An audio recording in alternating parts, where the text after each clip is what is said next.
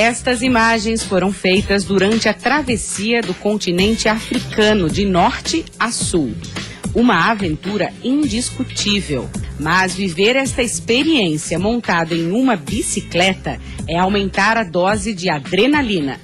Estas imagens foram feitas pelo primeiro brasileiro a realizar esta experiência, percorrer os 12 mil quilômetros que separam o Cairo, no Egito, da cidade do Cabo, na África do Sul.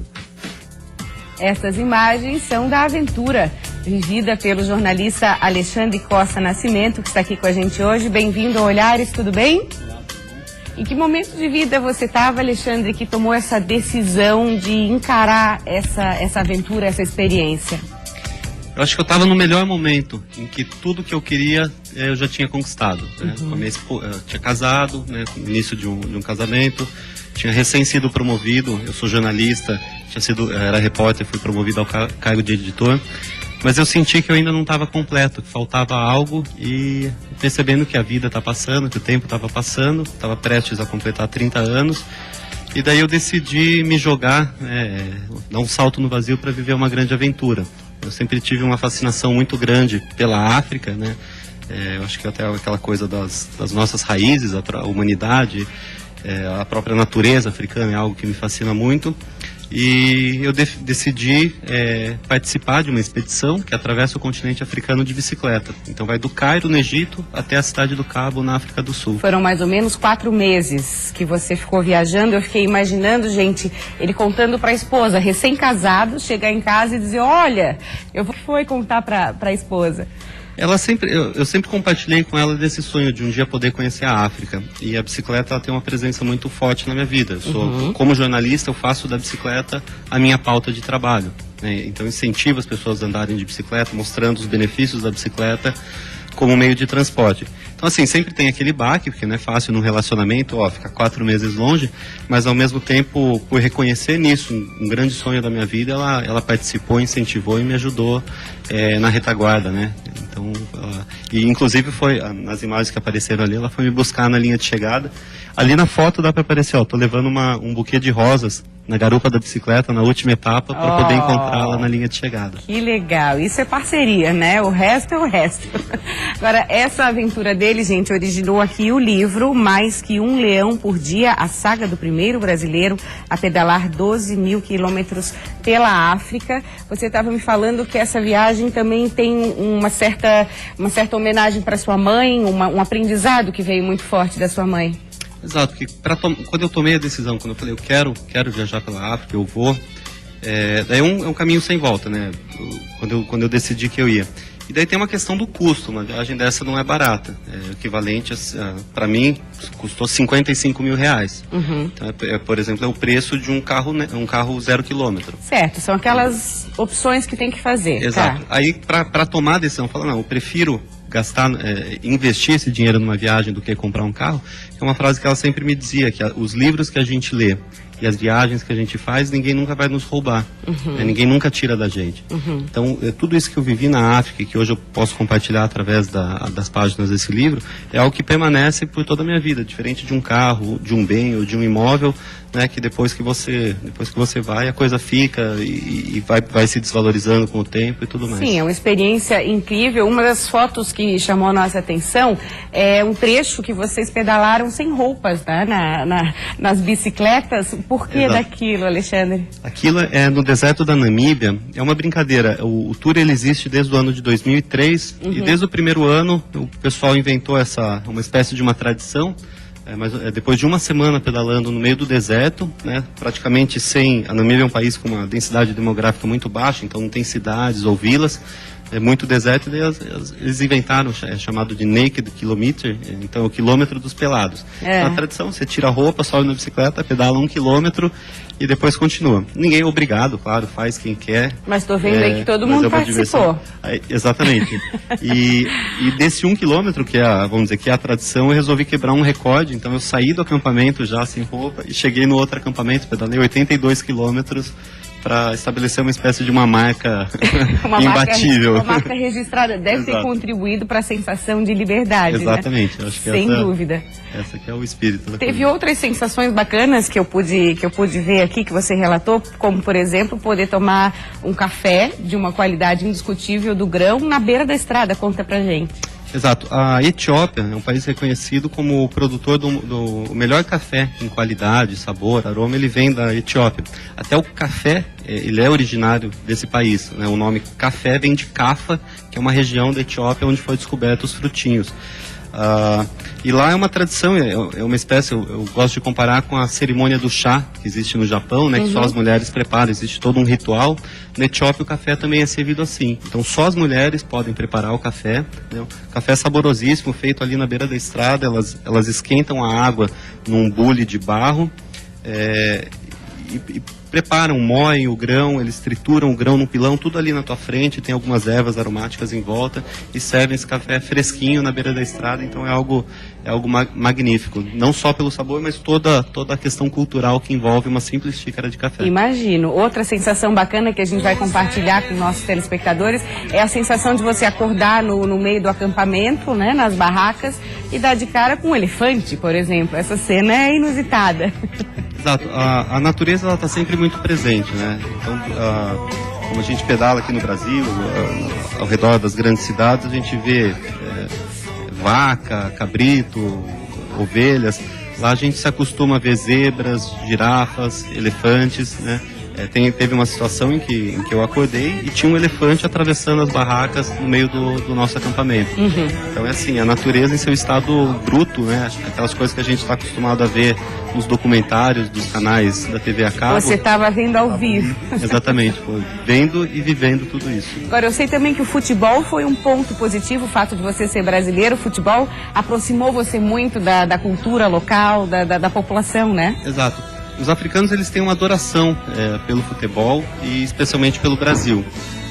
Como eu levava uma bandeirinha do Brasil no meu uniforme, muitas vezes isso servia como um cartão de visitas, né? Para me reconhecerem como brasileiro, as pessoas se aproximavam, queriam falar sobre futebol e até era uma forma de interagir com as crianças. Então, quando a gente parava para acampar, surgiu uma bola de futebol, a gente começava a jogar com as crianças. Teve uma situação em que reuniu mais de 100 crianças ao meu redor e brincando ali de tocar a bola um para o outro. Então é sempre uma forma, eu acho que o esporte é uma forma de integrar os povos, né? É uma linguagem universal. Exatamente. Né? E o que foi mais difícil, Alexandre, nessa experiência? Olha, acho que até pelo o próprio nome do livro eu tento deixar isso claro, que não tem uma dificuldade maior, são todas. Eu acho que o grande segredo é encarar cada uma delas e resolver aquilo que está na tua frente, né? A questão psicológica ela é mais forte nesse tipo de viagem. Imagino. Né? Então principalmente isso, encarar um problema de cada vez, superar um problema de cada vez. Porque se você parar para pensar, olha, eu vou atravessar, eu tenho a obrigação de atravessar o continente africano de bicicleta pedalando, só isso já dá uma pane ali, você já fica com medo. Então não, é cada dia, é cada etapa, é pedalar os 50 quilômetros saindo do acampamento até o almoço e poder chegar e cumprindo as pequenas tarefas. Dava uma média de quantos quilômetros por dia que vocês faziam? 125 por dia. Tá. A maior etapa a gente pedalou 215 quilômetros em um único dia pedalando, né? Temperatura a gente chegou a pegar a mínima de 0 grau e a máxima de 43 graus no deserto. Nossa. Então encaramos tempestade de areia, vento contra, chuva, calor úmido, calor seco. Então essas são as dificuldades que surgiam no dia a dia. Tá certo. Quero agradecer muito a sua presença. Você esteve ontem num evento, né, lançando o livro, o pessoal que adora bicicleta. Quero agradecer muito e venha sempre ao Olhares. Até a próxima. Obrigado. Valeu.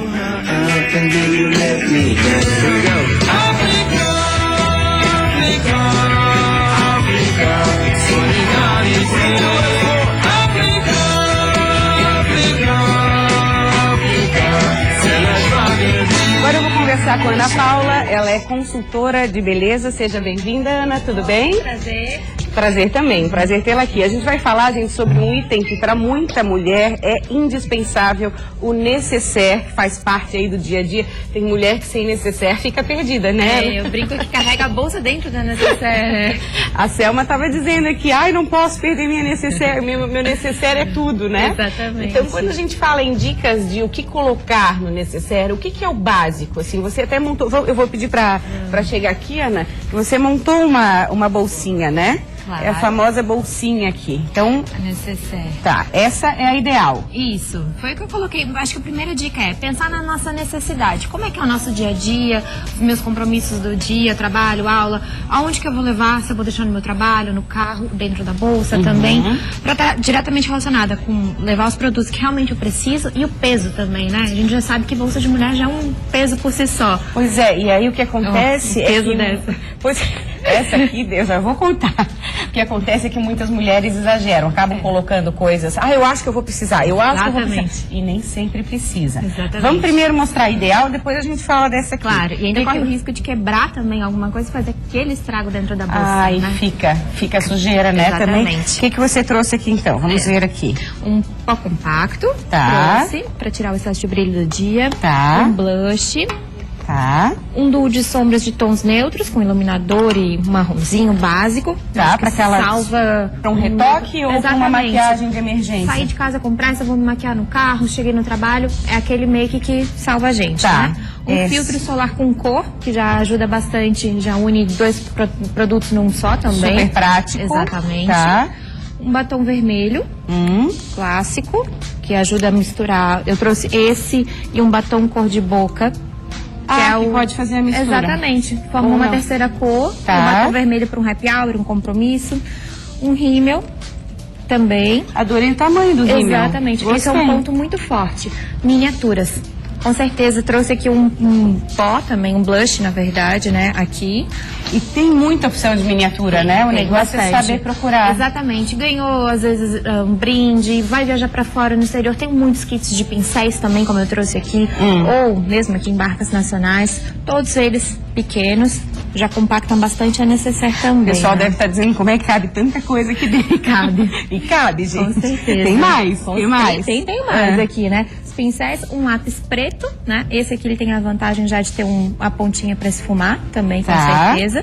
E eu acho que acabou, com certeza. Então esse é o básico para quem quer estar sempre bonita, retocando maquiagem ou até fazendo num banheiro de emergência. Exatamente, com certeza. Salva a vida da gente, retoca e todos os compromissos, né? Tá. Agora, essa aqui... Então, essa deixa eu contar. A gente sequestrou esse necessaire aqui de uma colaboradora aqui da Band de Santa Catarina que trabalha lá na redação para você avaliar. Vamos lá, Ana. É o teste do necessaire. Isso. A começar pelo peso, né? E produtos de higiene pessoal, como própolis, chazinho, né? Acho que a gente pode deixar tudo numa necessaire à parte dentro da bolsa. Se vai deixar no trabalho, na gavetinha do trabalho. Então se já for vamos mesmo separar na aqui. bolsa, Chá não precisa, isso cabo aqui pode de ficar celular, chave de carro, a gente pode deixar num bolsinho da bolsa, balinha também, né? Aqui o álcool em gel também pode ficar junto com o higiene. Tá. A gente não vai usar tanto, pode usar uma sombra única também, produtos aqui, mais compactos. Aqui o tamanho é grande, né? Exatamente, Tá. pode ver. Pó, pode ser, blush. Sempre pensar em produtos que a gente já usa no dia a dia básico. Não pensar, e se eu for usar, né? Pra que realmente a gente compacte o máximo possível. O gloss. Gloss. Pente pode deixar aqui junto. Batom, 1, 2 cores no máximo. Ó, fio dental, absorvente. Tudo isso aqui a gente pode deixar. Quanta coisa, gente. Gente, pensar se quebrar um pó, com certeza vai é sujar verdade. tudo. Se quebra um pó e ele vai vazar, vai sujar tudo, dá uma trabalheira Exatamente. depois. Pasta dente hoje em dia tem tamanhos menores que facilitam Vamos a vida botar da aqui gente. no kit. Tá. Ó, ótimo filtro solar miniatura. Gostei desse tamanho, tá. Ó, 2 cores de gloss, não precisa. Uma só já é suficiente. Já tiramos um. Uma dica que eu também, assim, eu vou usar uma cor específica de batom que não tá na necessaire. Coloca ela dentro da bolsa, então, pra usar ao longo do dia e retocar. Também, outro duo de sombras, não precisa. Vamos botar só um, então. Aqui. Pincel, esse tipo de pincel é legal, ó. Ele une 2 pincéis num só também. Legal. Um rímel tamanho original. Tá. Então, precisa lápis miniatura, mais batom. Muito batom. Muito batom. Escovinha de cabelo não precisa, já tem um pente. Outra sombra. Apontador. Tá. Ó, outro lápis. Mais absorvente. Mais escova de dente e apetrechos de cabelo. Essa escova de dente pode ficar aqui numa bolsinha separada de higiene na gaveta do trabalho, por exemplo. Tá. Precisa, depois do almoço, retocar tudo isso. Não precisa deixar numa só. De repente, separa em 2 menores, facilita a vida. Tá. Ana, ainda tem uma piranha pequenininha. Tem. E aqui, curativos. Então, o que voltaria para ficar mais prático, Para ficar mais prático, vamos preparar aqui um pincel. Tá. O pó. Pode ser o do de sombra. Aqui. Tá. Um batom e um gloss. Um rímel, filtro solar. Um lápis. Pronto. Essa aqui a gente colocaria, se fosse separar numa bolsinha à parte, né? Todos os produtos numa bolsinha. Por quê? Recebeu um convite de um happy hour, vai correndo pra aula, vai levar uma bolsa menor. A menor de maquiagem já colocaria na bolsa. Entendi. Olha quanta coisa ficou de fora. Essa daqui hoje em dia ela é muito maior do que muitas bolsas que a gente usa. É verdade. Então, ela poderia ser menorzinha. Exatamente. Porque cabe. Olha quanto espaço que sobrou, gente. Sobrou um monte de espaço. Exatamente. Obrigada pela dica. Imagina, eu que agradeço. Foi um prazer, até a próxima. Selma gostou, agora a sua necessaire vai ficar mais leve depois dessa, porque eu sei que é pesada. Maria Paula, é pior, eu acho que eu vi mais coisas que eu vou colocar na minha necessaire. Você viu, eu carrego de tudo, né, Maria Paula? Eu carrego o mundo ali dentro. Bem, mudando um pouquinho de assunto, hoje vamos falar de um assunto muito sério, um assunto que vem ao longo do tempo aí cada vez ficando mais frequente nas rodas de adolescentes, de jovens. No meio LGBT não é diferente, até porque isso acontece, digamos que para a sua vida inteira, da infância até a vida adulta. Eu estou falando da lei que obriga escolas e clubes a ter medidas contra o bullying. Bem, eu vou conversar hoje então com o Dr. Ricardo Vaik, tudo bom? Tudo bom, Selma? Que é advogado aqui da Comissão da Diversidade da UB, faz parte da Comissão da Diversidade da UB. Doutor Ricardo, e no que essa lei reforçar isso tudo em combater o bullying? Isso. Mas ela não pune o bullying, como é que é? Ela não. Pune Isso foi uma lacuna que a gente, quem estuda, quem acredita que foi um pouquinho deixado de lado. Ele se preocupou muito na prevenção e no combate, só que esqueceu, foi omissa na hora de punir os agressores. Talvez isso tenha sido em foco, porque normalmente o agressor, ele também é vítima. Sim. Tá? Raros os casos que o agressor não tem algum problema, ou quer seja por violência, que sofrer a violência em casa e reproduz essa violência na escola, quer seja porque ele também sofre violência psicológica e acaba reproduzindo essa forma de violência. Ou em algumas outras vezes também ele é vítima de uma educação preconceituosa, que ele acaba só reproduzindo dos adultos e trazendo isso para a escola. Sim. Então talvez por isso o legislador tenha optado nesse momento em não punir o agressor. A gente acredita. Até porque, assim, essa punição, vamos colocar assim, tem muitos menores envolvidos, digamos que crianças, a gente vê fazendo isso de 4ª série, crianças muito menores em geral, fazendo isso dentro das escolas. Como é que vai punir essa criança? A principal prática do bullying é vivida dentro das escolas. Apesar de existir nos ambientes de trabalho, em todos os locais existem, mas normalmente a criança e o adolescente é o que pratica o bullying de forma mais visível. Doutor Ricardo, eu tenho uma dúvida, que é sobre aquela história assim, muitas pessoas sofrem o bullying, e uma das características de uma pessoa que sofre bullying é não denunciar, porque isso causa um bloqueio nela, ela fica muito mexida e acaba não denunciando. E como se faz, tipo, eu presenciei alguém fazendo bullying com alguém, você tem que denunciar, a pessoa, não, eu não quero. O que fazer numa hora dessas, assim? Bom, como denunciar? Existe um estudo que a gente orienta da seguinte maneira. O estudante, vou falar em termos de escola, que é o local mais comum na prática do bullying. Na escola, a primeira pessoa a identificar o bullying normalmente deve ser o professor. Então o professor, ao identificar o bullying em sala de aula, a boa prática determina que ele deve imediatamente parar a sua aula e intervir naquele exato momento. Porque o bullying muitas vezes ele esconde um outro crime pior. Que é uma questão, por exemplo, o bullying em função do cabelo, da qualidade do cabelo de uma pessoa. Aquilo ali às vezes não é só o bullying, tem um racismo envolvido ali atrás. Sim. A qualidade em função da orientação sexual. não é só o bullying, aquilo ali tem a homofobia por trás daquilo. Então, a gente sabe que o bullying, ele traz consequências gravíssimas psicológicas para o futuro dessa criança ou adolescente, vai influir diretamente nele na vida adulta. E quando o professor identifica isso, ele tem que obrigatoriamente parar a sua aula e intervir naquele momento.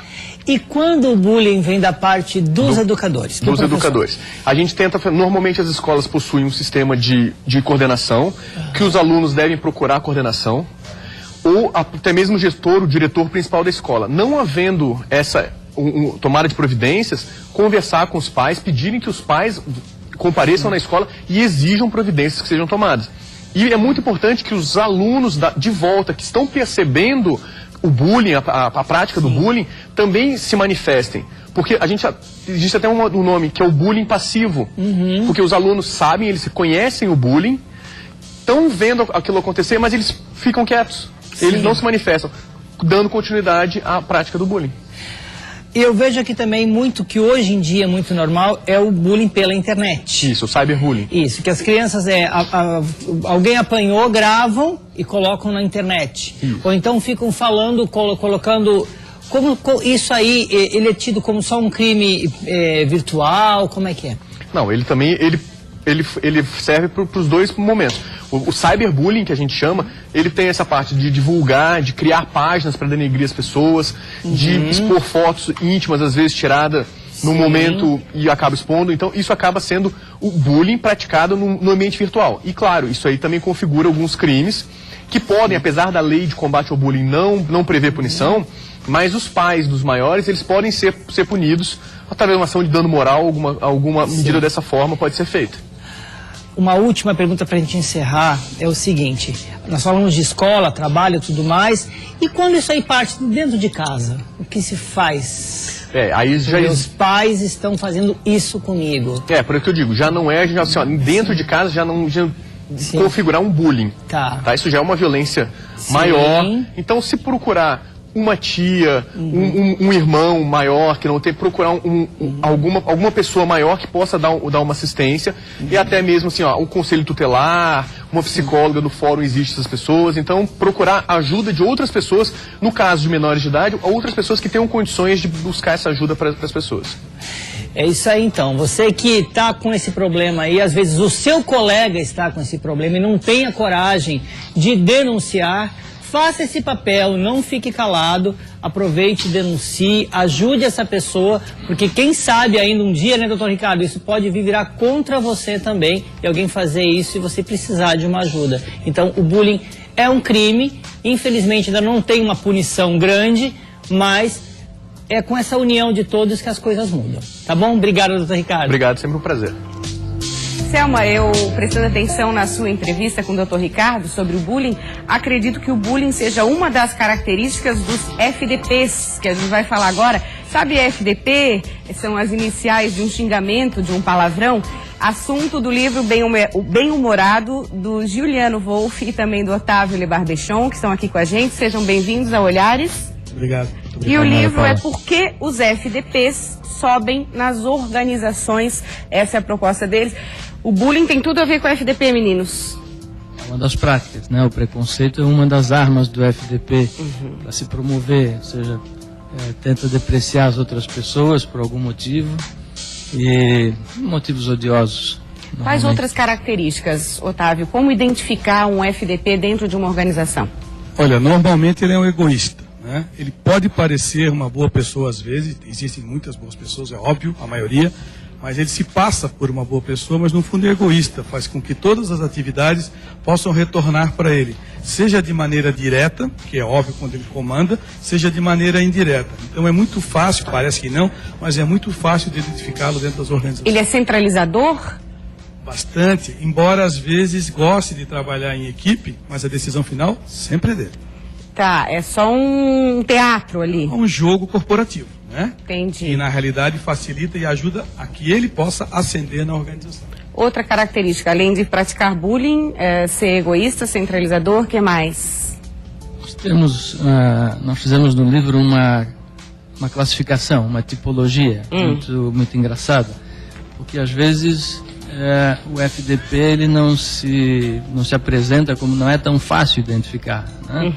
Às vezes é uma pessoa muito sedutora ou que te elogia demais, e às vezes você tem que desconfiar, porque o elogio demais normalmente é falso, né? Então, ou normalmente, uma coisa que me ocorreu aqui, a pessoa se aproxima para ganhar a sua confiança e as suas informações, muitas vezes usa isso contra você lá no futuro.